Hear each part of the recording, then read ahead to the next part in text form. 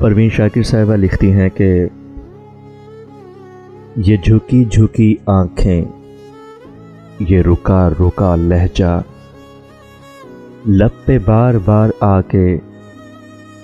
टूटता हुआ फिक्रा, गिर्द में अटी पलकें,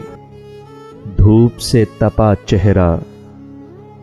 सर झुकाए आया है एक उम्र का भोला,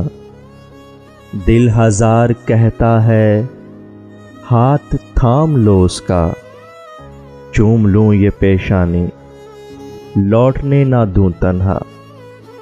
कोई दिल से कहता है कि सारे हर्फ झूठे हैं, एतबार मत करना, एतबार मत करना।